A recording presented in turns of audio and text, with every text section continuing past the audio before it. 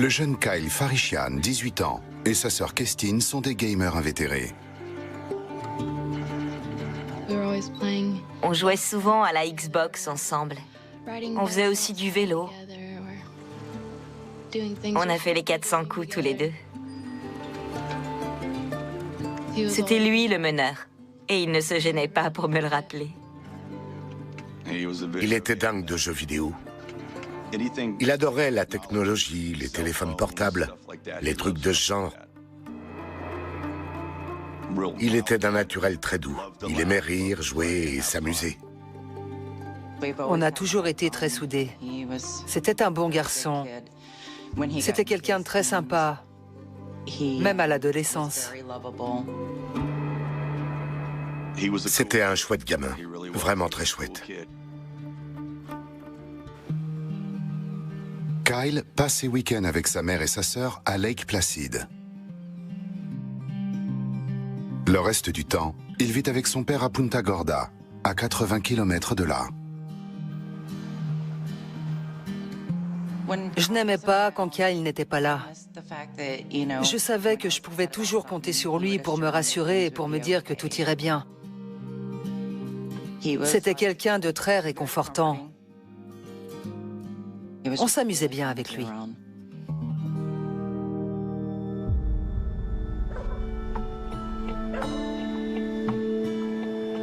Peu de temps après avoir emménagé avec son père à Punta Gorda, il m'a appelé pour me dire qu'il était ravi d'avoir décroché un petit boulot dans une supérette.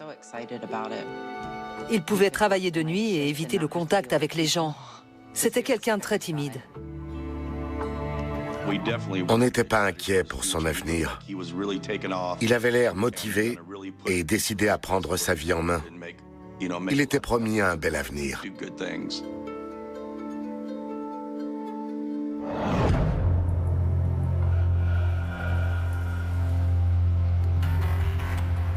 C'est le soir d'Halloween.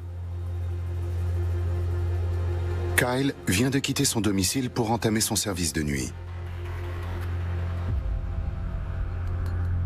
Quand, 5 heures plus tard, Ici les secours, j'écoute. Je suis à la supérette d'Aquiesta. Quelle adresse exacte? Je ne connais pas l'adresse, mais il y a quelqu'un en feu à l'intérieur. Pardon? Il y a quelqu'un en feu à l'intérieur. Connaissez-vous l'adresse? C'est le 1121 Aquiesta. Aquiesta, il y a quelqu'un en feu? Oui, il y a quelqu'un en feu allongé par terre à l'intérieur.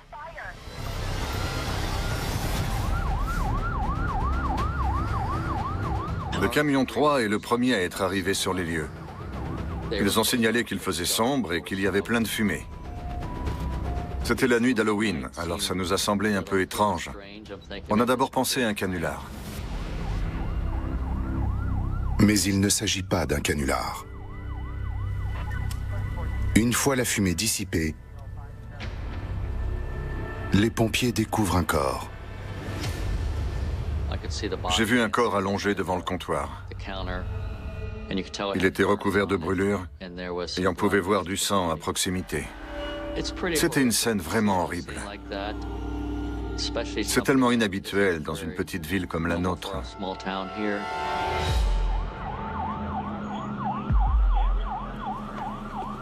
La police de Punta Gorda arrive sur place. L'affaire est confiée à l'inspecteur Justin Davo. En quittant les lieux, les pompiers nous ont dit qu'il y avait un homme décédé à l'intérieur et qu'il avait subi de graves brûlures.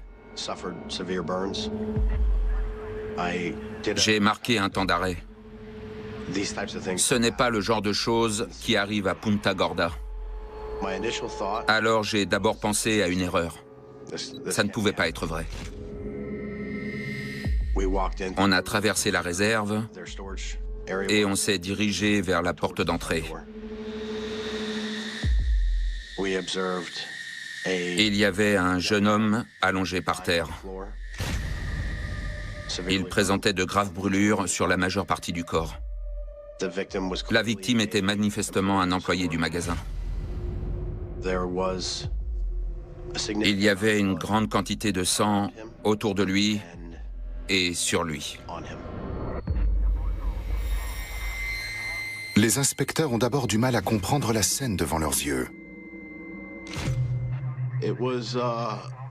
C'était choquant et troublant de découvrir un corps à l'intérieur parce que le bâtiment n'avait pas l'air si endommagé que ça. Je me demandais comment ça se faisait qu'il n'ait pas réussi à sortir du bâtiment à temps.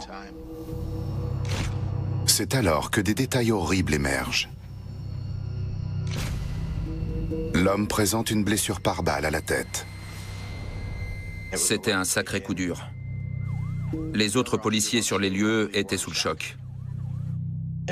On avait affaire à une scène horrible et qui semblait avoir été préméditée. Personne n'a été témoin du crime. Mais en arrivant à son travail, un employé de la supérette informe les inspecteurs que la victime se prénomme Kyle Farishian.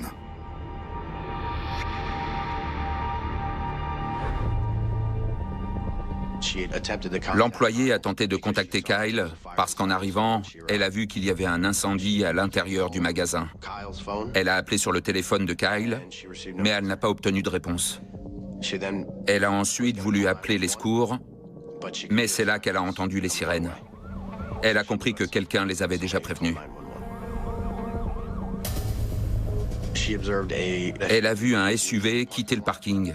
Elle a expliqué qu'une femme blanche se trouvait au volant et que la conductrice était sur son portable. L'heure d'arrivée de l'employé à son travail correspond à l'heure de l'appel au secours. Les inspecteurs ont conclu que c'est la conductrice du SUV qui a passé l'appel.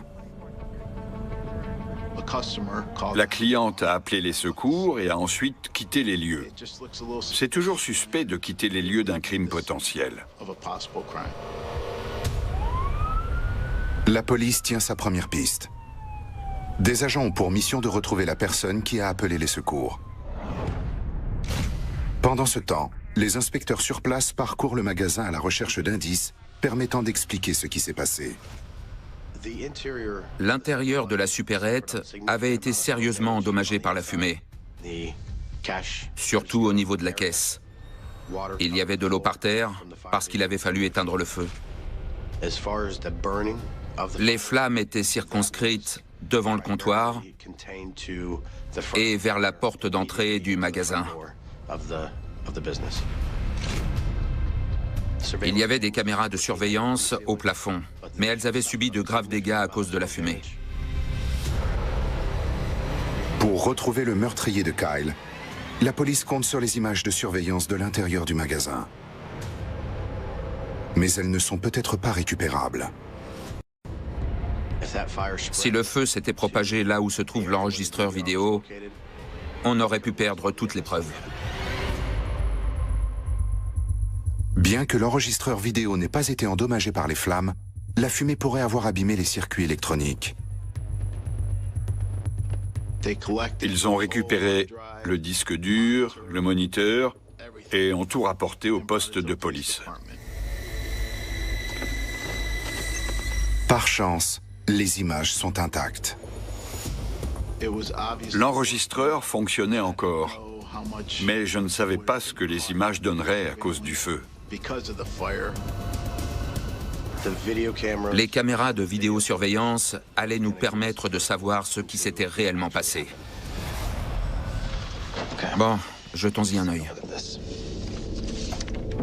L'inspecteur Nara lance les images de la première caméra. Elle couvre la zone où le corps de Kyle a été découvert. Il démarre à 3 h du matin, juste avant l'appel reçu par les secours. Il n'y a pas de son et l'image est floue. Mais la vidéo offre aux inspecteurs un premier aperçu de l'intérieur du magasin.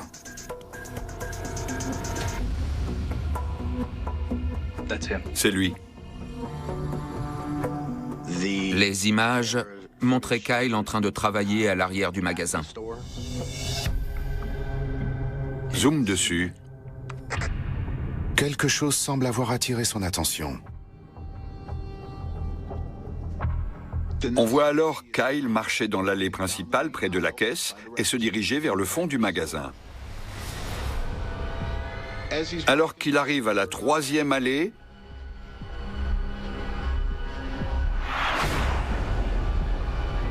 le suspect surgit soudainement et vise Kyle à la tête.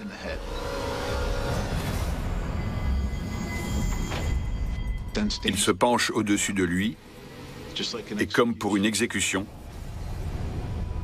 il lui tire une 2e balle dans la tête. Arrête l'enregistrement. J'ai dû faire une pause parce que j'avais du mal à croire ce qui venait de se passer. Le suspect transporte autre chose. Un bidon d'essence. Le suspect s'est approché et a commencé à vider le contenu du bidon qu'il tenait à la main sur la victime. Il a également aspergé le comptoir près de la caisse enregistreuse.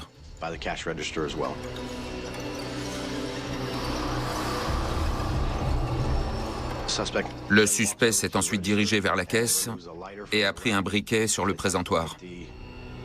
Il a cherché à mettre le feu à l'essence, mais ça n'a pas marché. Il est alors allé chercher un 2e briquet et a fait une nouvelle tentative. La première fois que j'ai vu la vidéo, j'étais sous le choc. Voir quelqu'un se pencher au-dessus d'un corps sans vie et lui tirer dessus une 2e fois, c'est vraiment très dérangeant. Il ne s'agit pas d'une mort accidentelle, mais d'une exécution minutieusement planifiée.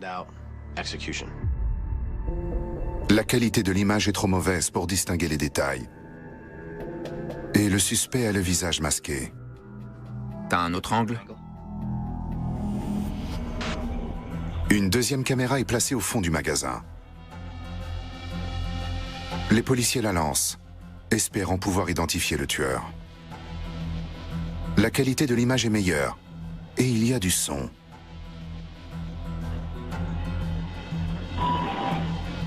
Juste là. Les inspecteurs viennent de comprendre ce qui a attiré l'attention de Kyle.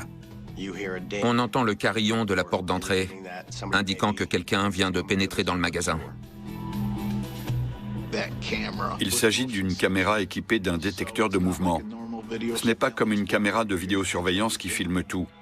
Elle se déclenche après un délai de quelques secondes, ce qui explique qu'on n'ait pas vu le suspect entrer par la porte. Kyle sort de l'arrière du magasin pour venir voir qui est entré. Il ne voit personne à la porte, alors il fait demi-tour et revient sur ses pas. Quelques secondes plus tard, on entend 2 coups de feu. Avant que le tueur de Kyle n'entre dans le cadre. Stop. Zoom sur lui. Il distingue très clairement les vêtements du suspect.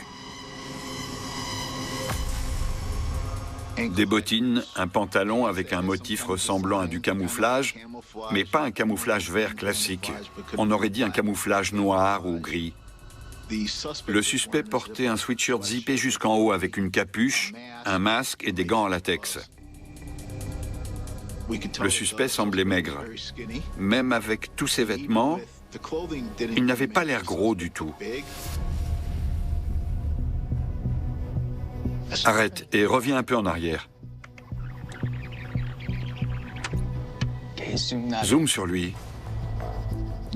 On peut voir le suspect enlever son gant en latex, celui de la main droite. Sa peau est très clairement blanche. Les inspecteurs sont à la recherche d'un individu blanc, de taille moyenne et de corpulence mince. Mais impossible de savoir avec certitude si le tueur de Kyle est un homme ou une femme. On a d'autres angles? Il charge la dernière vidéo. La caméra est placée à l'oblique, au-dessus de la caisse enregistreuse. Il scanne la vidéo à la recherche d'autres indices. On avançait image par image. Chaque seconde comptait. chaque recoin de l'écran. On ne voulait rien louper. Juste là. Ils ont une vue imprenable sur l'arme du crime, que le tueur a déposée sur le carrelage. Le suspect a posé l'arme au sol sur le carrelage. Et grâce à cet élément, on a pu déterminer la longueur du canon en s'aidant de la taille des carreaux de carrelage. Il s'agit d'un revolver à canon long. Reviens à la deuxième caméra. À 3h13, le tueur quitte les lieux. Il est entré dans une supérette, habillé en tenue de camouflage et avec un bidon d'essence à la main. Il a tué le seul occupant des lieux et il est parti sans rien voler. Il s'agit d'un acte minutieusement planifié. Où est passé le tueur? Qu'a-t-il fait de l'arme du crime? Et pourquoi s'en est-il pris à Kyle Farishian? Pour le savoir, la police doit trouver d'autres vidéos de surveillance.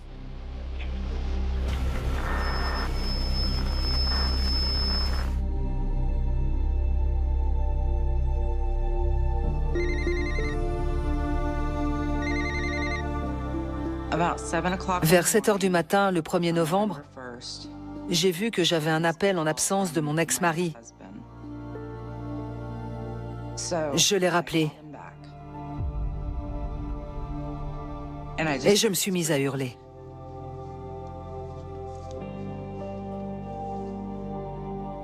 Son visage était livide. Elle m'a regardé. Je ne pourrais pas décrire son regard. Elle m'a dit de prendre le téléphone. Il m'a expliqué que Kyle avait eu un accident et qu'il n'avait pas survécu. Il fallait qu'on se rende à Punta Gorda. Mon beau-père est entré dans ma chambre et il m'a dit qu'il était arrivé quelque chose à Kyle. J'ai pensé, ce n'est rien, tout va bien. J'ai dit, il faut qu'on y aille. On s'est préparé et on est parti. De retour au poste de police de Punta Gorda, les inspecteurs ont identifié la personne qui a appelé les secours comme étant Chelsea Templeton. Ils veulent savoir pourquoi elle a fui les lieux. Je trouvais ça suspect qu'une personne appelle les secours pour signaler un bâtiment en feu avec un corps à l'intérieur et qu'elle n'attende pas l'arrivée des secours. Ils la convoquent pour un interrogatoire. La nuit dernière, vers 3 h du matin, je suis sortie acheter des cigarettes. Je me suis garée devant la supérette et j'ai vu que les lumières étaient éteintes à l'intérieur. Il y avait une personne allongée au sol en feu. Et il y avait plein de sang partout. Chelsea nous a expliqué que son petit ami était assis sur le siège passager. Il a baissé sa vitre et c'est à ce moment-là qu'ils ont vu que l'intérieur du magasin était en feu. À la lueur des flammes, ils ont vu qu'il y avait un jeune couché par terre. Il y avait du sang. Alors ils ont pensé qu'il avait été abattu. Pourquoi n'êtes-vous pas resté? Au magasin? Oui. Parce que je ne savais pas s'il était toujours là. On aurait dit que le feu venait de se déclarer. Mon petit ami n'arrêtait pas de répéter « on s'en va, on s'en va ». Alors je me suis mise à paniquer. Son petit ami pensait que celui qui avait tiré sur le gamin était peut-être encore à l'intérieur. Alors ils sont partis et elle a appelé les secours en sortant du parking. À vrai dire, dans un premier temps, on n'a pas cru à son histoire. La police doit s'assurer que Chelsea n'a pas appelé les secours afin de détourner les soupçons. Savez-vous ce qui s'est passé? Je n'en ai aucune idée. Comment une telle chose a pu arriver? Je n'en ai aucune idée. Soit c'est une sacrée coïncidence qu'il se soit garé juste au moment où les faits se sont produits, soit ils sont mêlés à tout ça. La police doit vérifier son histoire auprès du seul autre témoin ce soir-là. Alex. Son petit ami, Alex Walter. Le parjure est un crime grave. Avez-vous compris ce qu'était le parjure? Oui, monsieur. Commencez par le début. Que s'est-il passé exactement? Je suis sorti du travail vers 21 h et je suis rentré chez moi. On l'a convoqué et on a vérifié la chronologie des faits cette nuit-là, après son travail. Alex Walter explique à la police que vers 3 heures du matin, la nuit du meurtre de Kyle, il s'est rendu à la supérette avec Chelsea pour acheter des cigarettes. En arrivant, on a vu que tout était plongé dans le noir. On pensait que c'était parce que c'était Halloween. Là, elle a dit, il y a un incendie. On s'est approché et on a vu des flammes. Elle s'est garée juste devant la porte. On n'est pas descendu de la voiture. Et c'est là qu'on a vu un gamin allongé devant le comptoir. Chelsea était dans une salle d'interrogatoire. Mon petit ami a dit qu'il avait vu des flammes sur le comptoir, comme si quelqu'un avait versé de l'essence dessus. Et Alex Walter dans une autre salle. Pourquoi n'avez-vous pas attendu la police? Quand? Pourquoi êtes-vous parti? C'était flippant. Le magasin était en flammes.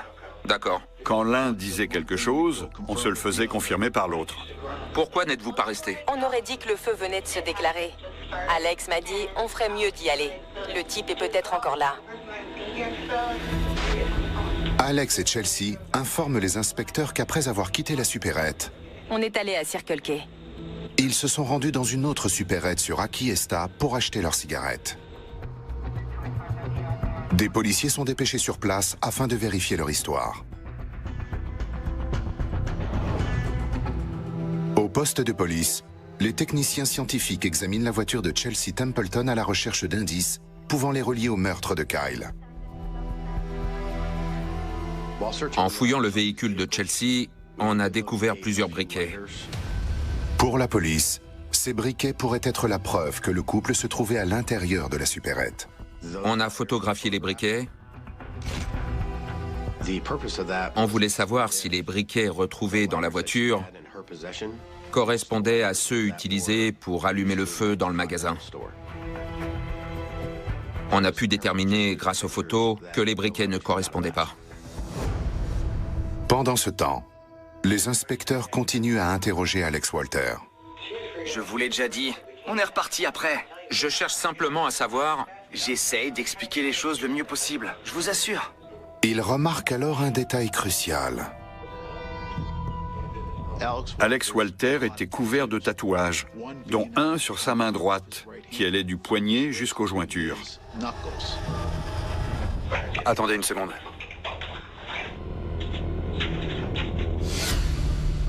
Les inspecteurs revisionnent les images des caméras de sécurité de la scène de crime.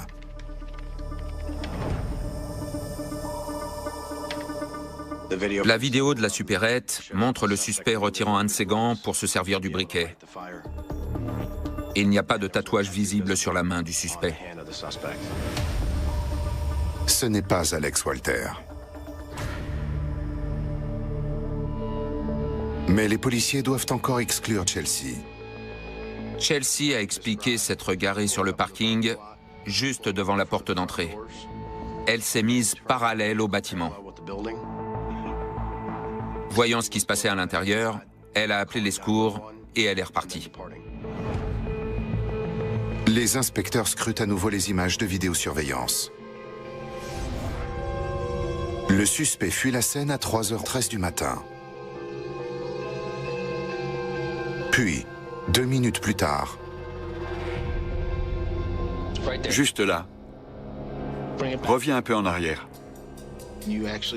On peut voir à travers la porte d'entrée la voiture de Chelsea s'arrêter. la voiture de Chelsea se gare lentement devant l'entrée du magasin. C'est là qu'ils ont dû voir l'intérieur du magasin parce qu'il se trouvait juste devant les portes vitrées. La voiture s'éloigne alors lentement. Les dires de Chelsea Templeton ont été confirmés par la vidéo. De plus, leur alibi au Circle K tient la route. Les agents se sont rendus à Circle K et ont confirmé qu'ils étaient allés là-bas pour acheter des cigarettes. On a aussi la déposition du témoin disant avoir vu le véhicule de Chelsea quitter le parking.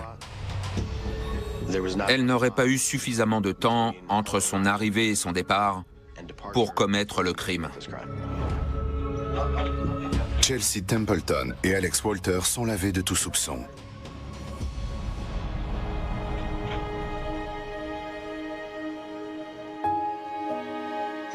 On a passé toute la journée au poste de police. On a attendu Et attendu, et attendu. C'était particulièrement frustrant de rester assis à attendre des réponses. Personne ne savait rien. On était en larmes, dans un désarroi total. Même s'il s'agissait de mon beau-fils, je le considérais comme mon enfant. Ne pas savoir qui lui avait fait ça, ça me dévorait de l'intérieur. En tant que père, j'avais besoin de savoir qui s'en était pris à un de mes enfants. 36 heures après le meurtre de Kyle Farishian, les policiers ne sont pas parvenus à localiser d'autres vidéos de surveillance pouvant être utiles à l'enquête. Et toujours aucun signe de l'arme du crime. En quête d'une piste, ils interrogent maintenant les employés de la supérette au sujet de tout incident survenu précédemment au magasin. Un de nos agents a interrogé Laurie Engler, une vendeuse. Elle a informé qu'elle avait eu un souci avec un client qui, suite à ça, avait été interdit d'entrer. Les inspecteurs revisionnent les images de vidéosurveillance. On a passé en revue tous les incidents. Elle nous a dit qu'elle avait contacté la police. Juste là, qui est-ce? L'une des responsables nous a dit qu'elle avait eu un incident un jour où Kyle était présent. Il était en formation ce jour-là.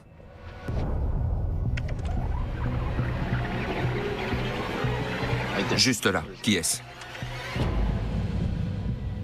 C'est lui. Un homme était venu acheter de l'alcool. La responsable avait demandé à voir sa carte d'identité. Votre carte d'identité, s'il vous plaît. Sortez-la du portefeuille. Elle a demandé à l'homme de sortir sa carte d'identité de son portefeuille. Mais manifestement, ça l'embêtait de le faire. Si vous le prenez comme ça, je refuse de vous vendre de la bière. Vous voulez pas me la vendre? Je peux vous faire virer. Je viens ici presque tous les jours. Je m'appelle Laurie. Laurie? Oui, la responsable s'appelle Vicky. C'est noté. D'accord. Bonne journée. L'employé tente alors de noter la plaque d'immatriculation du véhicule, mais le client la suit à l'intérieur du magasin. Appelle la police. Éloignez-vous de moi. Vous voulez appeler la police? Bah très bien. Oui, c'est du harcèlement. La responsable a demandé à Kyle d'appeler les secours. Il a composé le numéro et les policiers se sont rendus sur place. Appelle la police. Appelle les secours. Tout de suite. Regardez-moi bien dans les yeux. Elle a pu relever le numéro de la plaque et le transmettre aux policiers sur place. On a donc été en mesure d'identifier l'individu à l'origine de l'incident. Le client se nomme Michael Russo.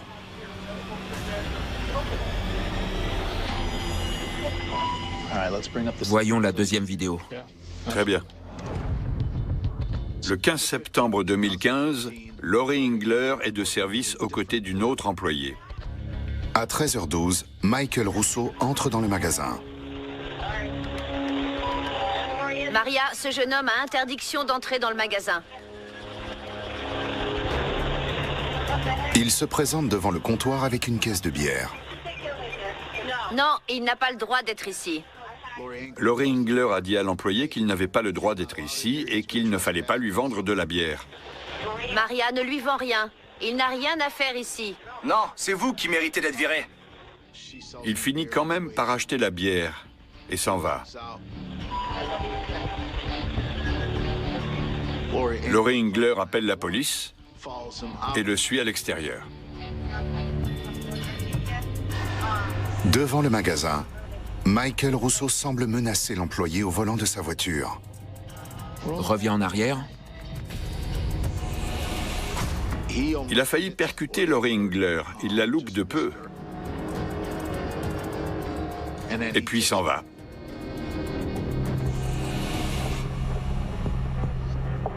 Les policiers arrivent sur les lieux. Ils ont trouvé l'adresse de Michael Russo, se sont rendus à son domicile et lui ont remis un avis de violation de propriété. Ils lui ont dit que s'il retournait au magasin dans le courant de l'année, il pouvait être arrêté.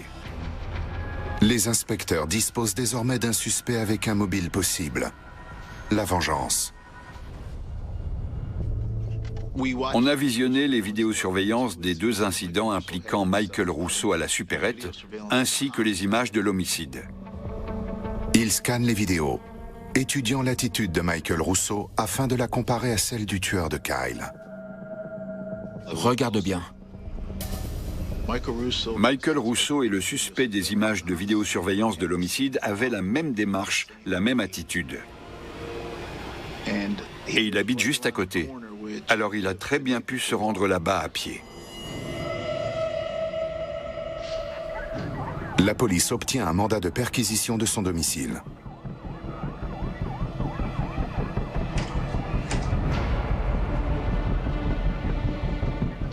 Il a demandé pourquoi on le soupçonnait.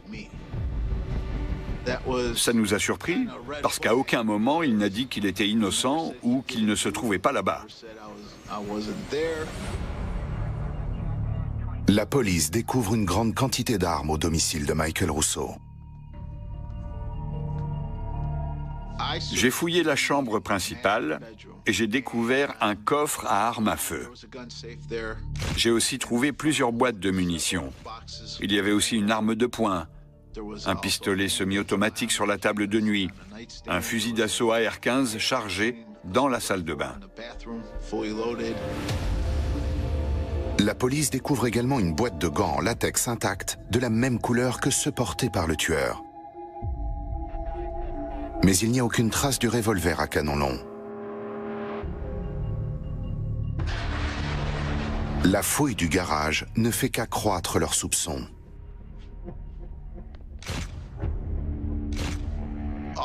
Il y avait plein de bidons d'essence de 25 litres rouges. La même couleur, la même taille et le même style que celui sur la vidéosurveillance de l'incident. Les inspecteurs décident de fouiller son véhicule. Il se dégageait une forte odeur de chlore ou de détergent.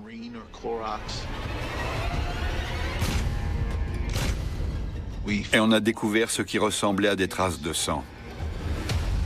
Tous les indices sont relevés et envoyés au laboratoire afin d'être analysés.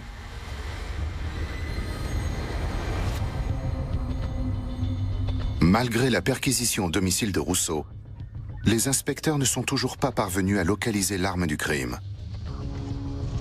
Quand soudain, un coup de chance. Oui. On a reçu un appel d'un certain Clayton Cassidy qui nous a dit être un ami de lycée de Michael Russo.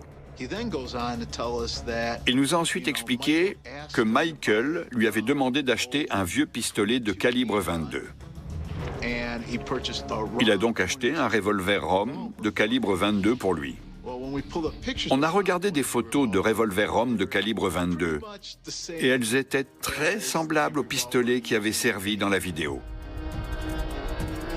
On savait donc qu'il avait eu accès à ce type d'arme. Mais on n'a pas retrouvé ce revolver lors de la perquisition. Les inspecteurs interrogent également les voisins de Russo. Nous avons parlé à une famille de riverains qui est amie avec ses parents. Leur fils était ami avec Michael. Ils savaient que Michael possédait 2 revolvers. Il ne s'y connaissait pas vraiment en armes, mais il a pu nous décrire les revolvers. Et toutes les armes que possédait Michael Russo se trouvaient dans la maison, à l'exception de ce revolver. 2 témoins affirment que Russo était en possession d'un revolver similaire à celui vu sur la vidéo de surveillance.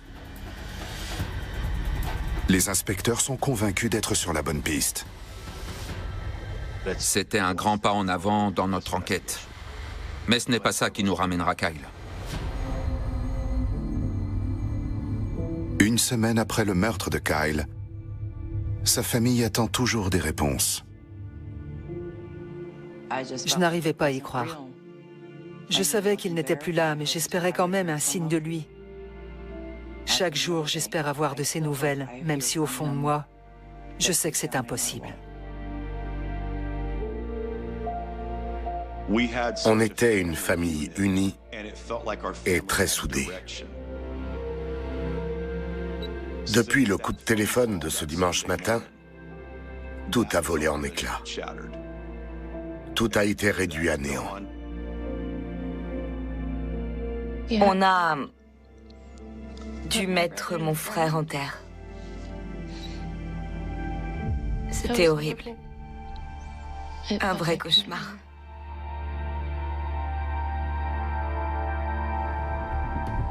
De retour au poste de police, les inspecteurs viennent de recevoir les résultats des analyses. Les nouvelles sont mauvaises. L'ADN des taches de sang retrouvées dans la voiture ne correspond pas à celui de Kyle. Et bien que les bidons d'essence semblent identiques, aucun moyen de prouver que l'un d'eux a servi lors du meurtre de Kyle. Il n'y a aucune preuve matérielle reliant Michael Russo à la scène de crime. Les voilà de retour à la case départ. Ils interrogent les collègues de travail de Kyle, qui leur fournissent une autre piste. Nous avons appris que Kyle avait le béguin pour une fille avec laquelle il travaillait à la supérette. Il s'agit de Deidre Steele. Kyle et Deidre avaient l'habitude de changer leurs horaires de travail pour pouvoir être ensemble. Le problème, c'est que Deidre Steele a un petit ami. Se peut-il que le petit ami ait découvert que Kyle en pinçait pour sa copine et qu'il ait voulu se venger de lui? On a exploré la piste du crime passionnel. S'agit-il d'une histoire d'amour qui a mal tourné? Elle a dit qu'elle se trouvait à Waffle House avec son petit ami au moment de l'incident.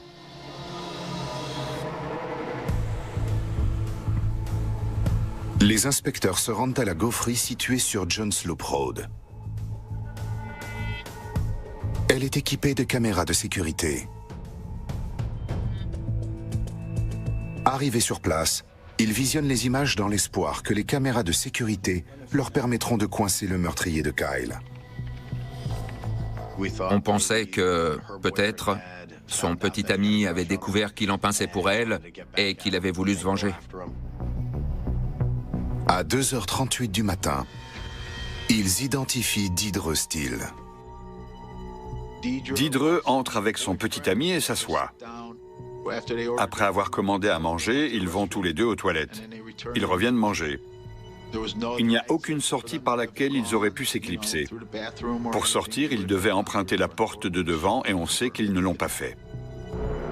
La vidéo confirme l'histoire que Deidre a racontée aux policiers du comté de Charlotte. C'est eux. Deidre et son petit ami se trouvaient à la gaufrerie au petit matin du 1er novembre. On a pu établir qu'il n'y avait jamais rien eu de romantique entre Kyle et Deidre et qu'ils étaient juste bons amis. Ils sont écartés de la liste des suspects. Merci. Revoyons les images. Les inspecteurs scrutent les preuves à la recherche d'une nouvelle piste. On a regardé la vidéo des centaines de fois pour voir ce qui aurait pu nous échapper. J'ai aussi examiné des images prises lors de la perquisition. Ils viennent de repérer quelque chose. Une image montrant les bidons d'essence est apparue à l'écran. Juste là.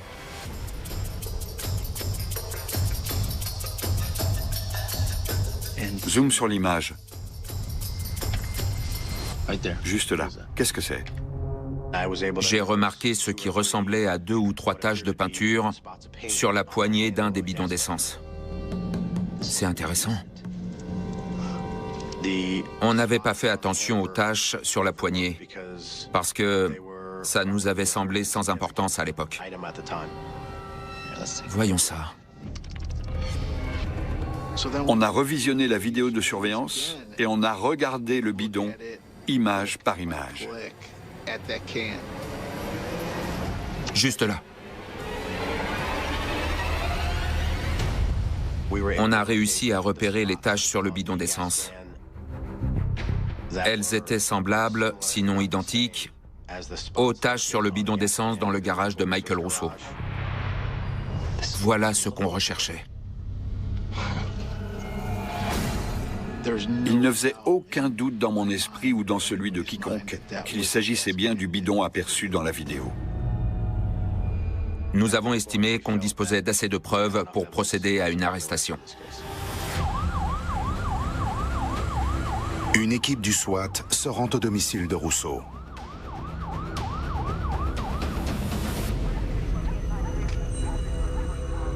Ils se sont approchés de la maison et l'ont interpellé.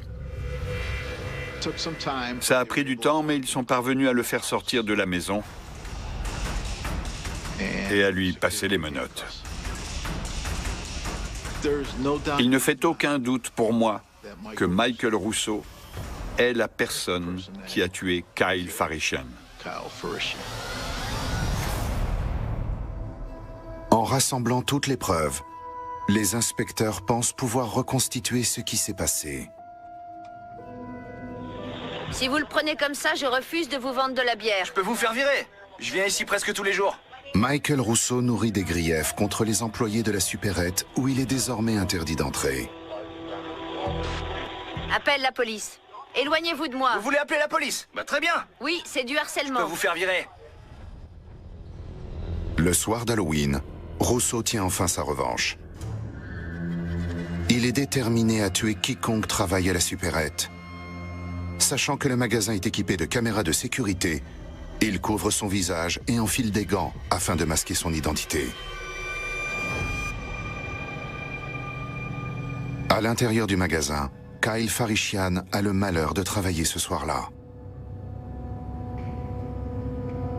À 3h11,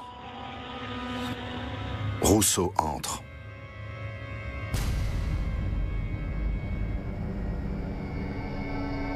En entendant le carillon de la porte d'entrée, Kyle vient au devant du client.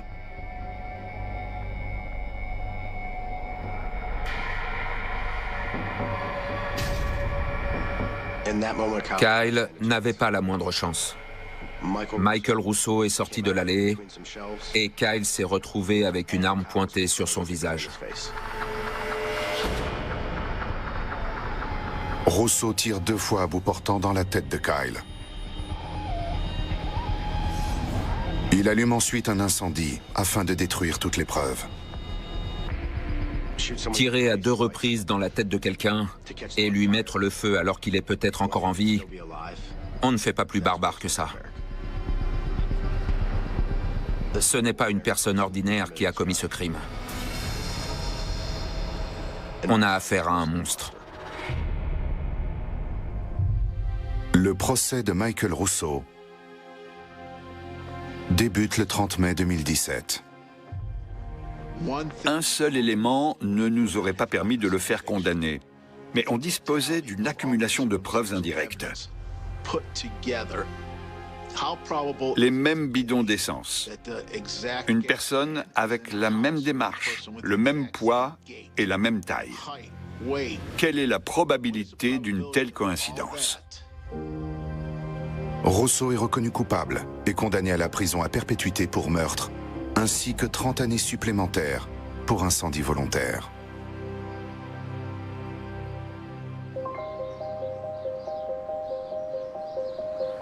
J'ai l'impression d'être passé à côté de beaucoup de choses.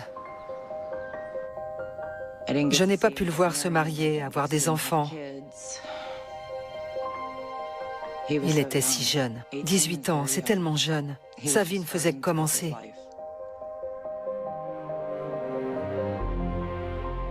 Chaque jour, on se réveille en se demandant comment on va pouvoir tenir une journée de plus avec notre douleur et nos angoisses.